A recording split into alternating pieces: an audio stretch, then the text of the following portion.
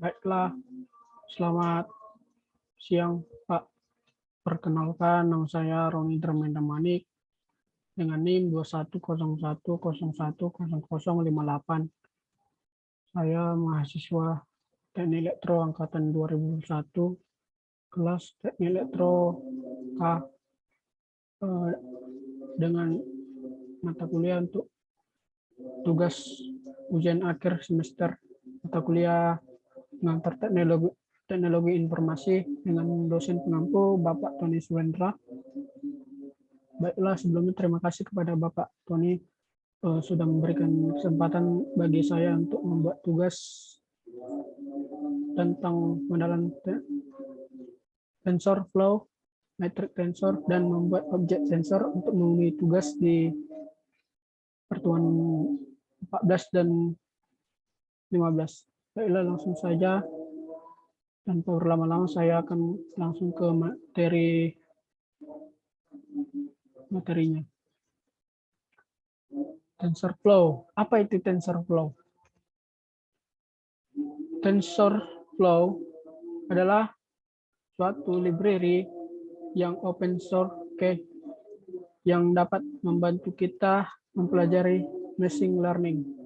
TensorFlow ini juga sebagai alat yang akan kita gunakan. TensorFlow di sini juga melakukan perhitungan terhadap tensor. Jadi tensor ini ada tempatnya untuk melakukan pekerjaan, membuat program. Nah, tensor juga ini adalah objek utama yang dimanipulasi oleh TensorFlow. Tensor ini juga adalah generalisasi vektor dan matriks ke dimensi yang lebih tinggi, yang mana dalam TensorFlow tensor ini dipresentasikan sebagai array n dimensi dari tipe data dasar.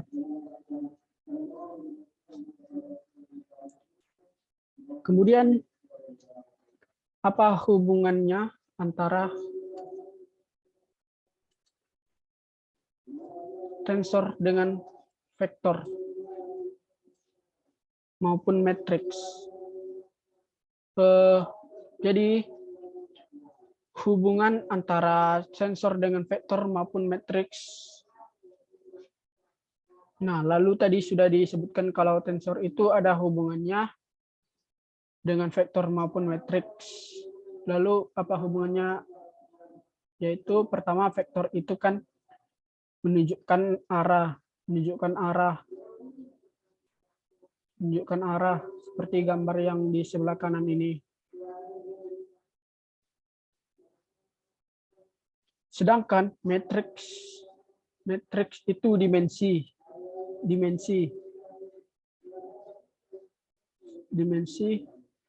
Misalnya dalam suatu bidang ini seperti pada gambar ini,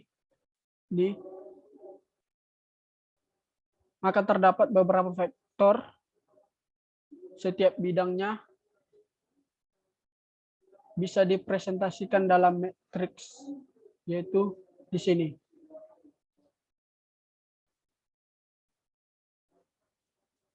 Dan apa itu matriks? Matriks adalah array persegi panjang yang terdiri dari angka dan merupakan contoh tensor orde yang kedua. Jika dan merupakan bilangan bulat positif, maka matriks tersebut berisi angka dengan baris dan kolom.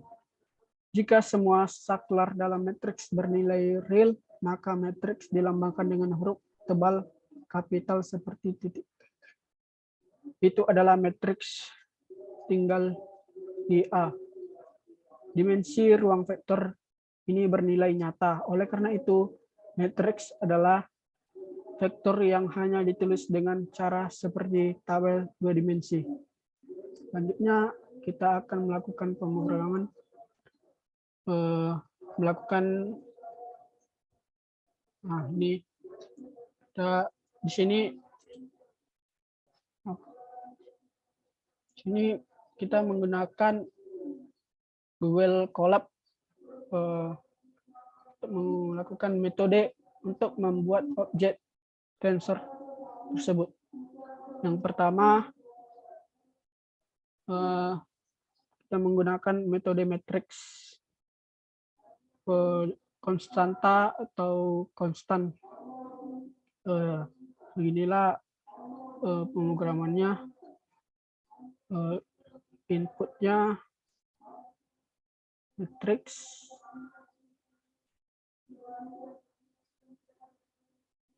inputnya begini, seperti ini. Jadi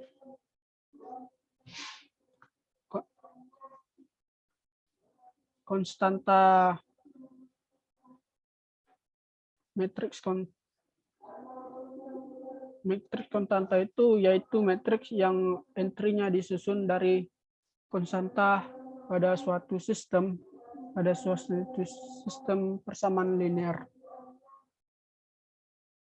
Kemudian yang kedua, menggunakan metode matrix variabel. Metode variabel dua linear. Seperti ini pemrogramannya. Dan ini keluarannya atau outputnya atau hasil eksekusinya. Jadi metode variabel ini yaitu menggunakan sistem persamaan dua linear. Kemudian menggunakan metode fill. Metode fill yaitu salah satu metode dengan menentukan jumlah kolom, baris, dan nilai yang akan muncul sesuai nilai yang kita inginkan.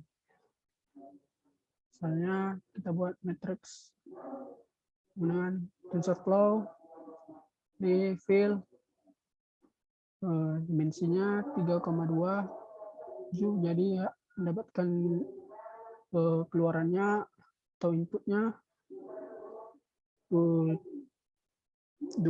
baris 7 ke samping ke bawah 3 sesuai dengan dimensi yang kita inginkan. Yang keempat, menggunakan metode zeros. Metode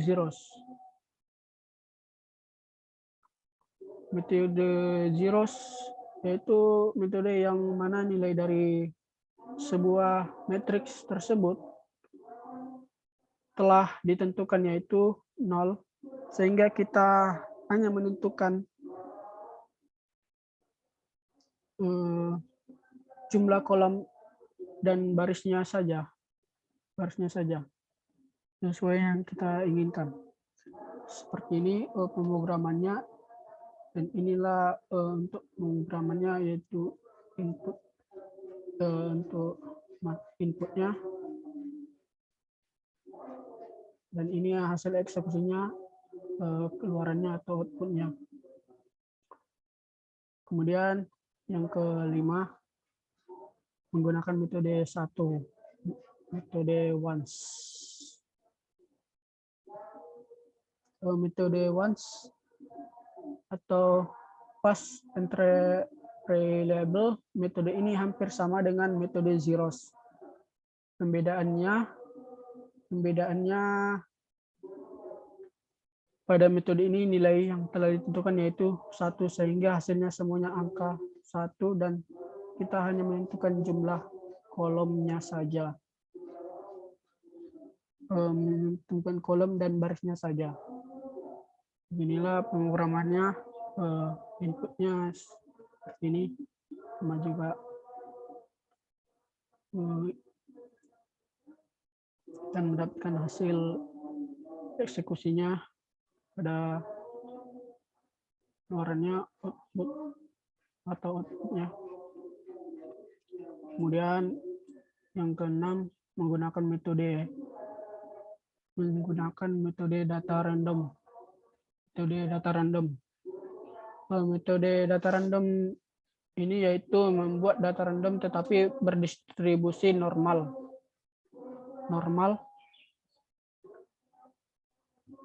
Dengan memasukkan nilai mean dan nilai standar deviasi 1,0 dengan menggunakan metode ini, data yang kita akan hasilkan atau eksekusi nanti akan secara acak ini terbentuk dengan mengikuti syarat mean sama dengan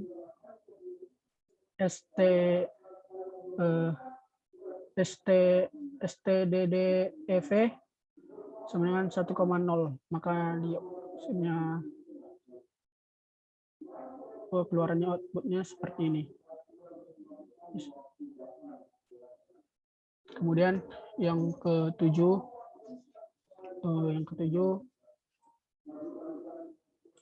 menggunakan metode matriks urut, atau range.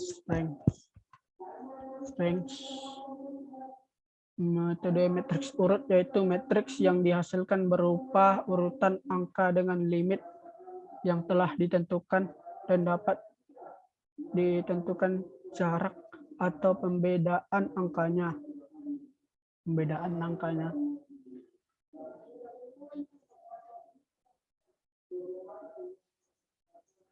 Seperti inilah penguramannya.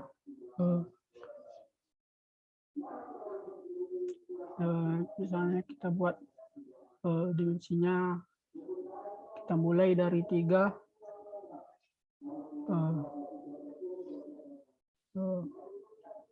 limit akhirnya angka 10, jadi berjarak 3 angka. Hasilnya hasil eksekusinya 3, 6, 9.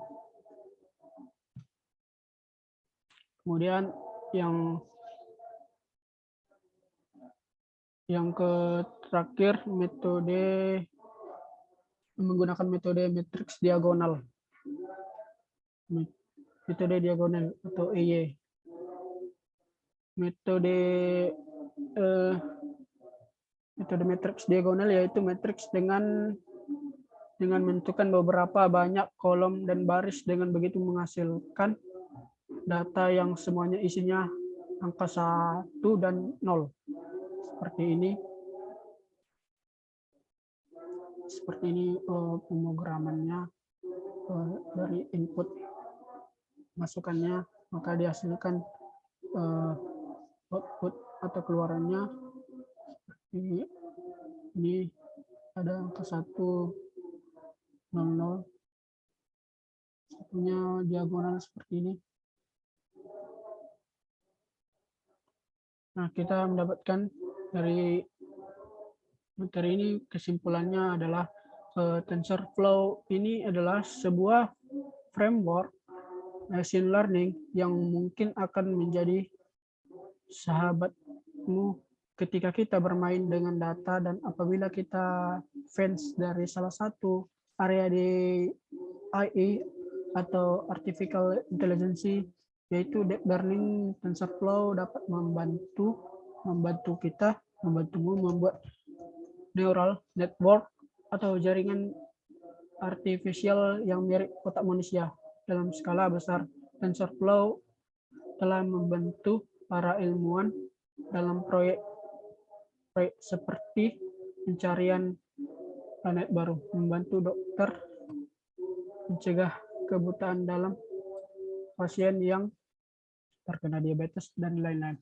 TensorFlow juga adalah framework yang menopang proyek seperti AlphaGo dan Google Cloud Vision yang dapat kita gunakan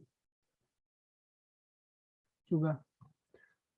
Kesimpulannya, matriks tensor ini merupakan ilmu matematika dan fisika yang saling berhubungan satu sama lain, sehingga dapat membuat matriks secara cepat dan efisiensi lebih cepat menggunakan rumus-rumus yang berlaku untuk kita gunakan. Baiklah, sekian dari video saya. Apabila ada kesalahan, kekurangan, mohon dimaafkan. Sekian, terima kasih.